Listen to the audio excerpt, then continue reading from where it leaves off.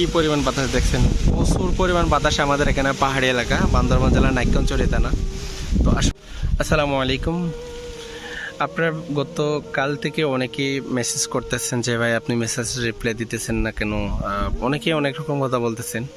আসলে ভাই দেখেন, আমি আমার মোবাইলটা চার্জ দিচ্ছি যে আপনার দিয়ে মোটর সাইকেল দিয়ে, ঠিক আছে, মোটর সাইকেলটা চালু করে মোটর সাইকেল দিয়ে মোবাইল চার্জ দিতেছি।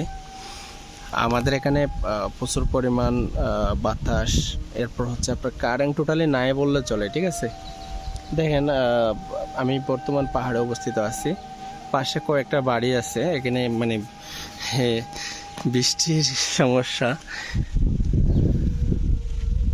অনেকে বলতেছেন ছাত্র ভাই কই গেল, রিপ্লাই দিতেছে না।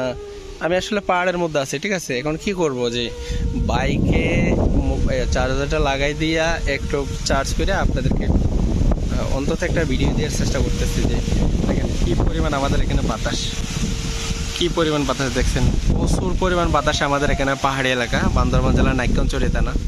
তো আসলে এই যে জন্য, বাতাসের জন্য আমাদের এখানে এই যে দেখেন পাশে কিন্তু এটা কিন্তু কারেন্টের নাম্বার নাই, ঠিক আছে। এখানে আপনার কারেন্ট নাই, কারণ পাহাড়ি এলাকা বুঝতে পারছেন, যদি একটা গাছ ভাঙ্গা পড়ে তারের উপর বা কোনো না কোনো একটা যদি অঘটন হয় তাহলে কিন্তু সমস্যা হওয়ার সম্ভাবনা বেশি। এই জন্য মনে করেন গতকালকের আগের দিন থেকে আমাদের এখানে কারেন্ট নাই, ঠিক আছে। তো আমি পাহাড়ের মধ্যে দাঁড়িয়ে আছি আপনাদেরকে একটা মেসেজ দেওয়ার জন্য। যে দেখেন দেখেন অবস্থা, দেখেন কী অবস্থা দেখছেন, মানে কি পরিমাণ যে বাতাস, হিউজ পরিমাণ বাতাস। এই যে দেখেন, আপনারা খেয়াল করে দেখতে পারবেন প্রচুর বাতাস। আর আকাশের অবস্থাতে দেখতে পারছেন।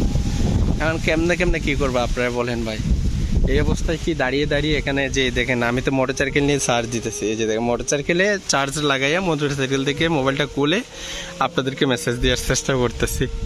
কারণ অনেকে বলে যে কই গেল, এতক্ষণ ইগনোর করে এক একজন এক এক রকম বলে যে বড় লোক হয়ে গেছে হ্যান ত্যান। আসলে এখানে বৃষ্টি হচ্ছে ভাই, সাথে বাতাস, তাহলে কারেন্ট না আসলে আমরা কাজ করবে কেমনে? আর পাহাড়ের উপর দাঁড়ালে মনে করেন নেটওয়ার্ক পাওয়া যায়। ধন্যবাদ আপনাদের সবাইকে।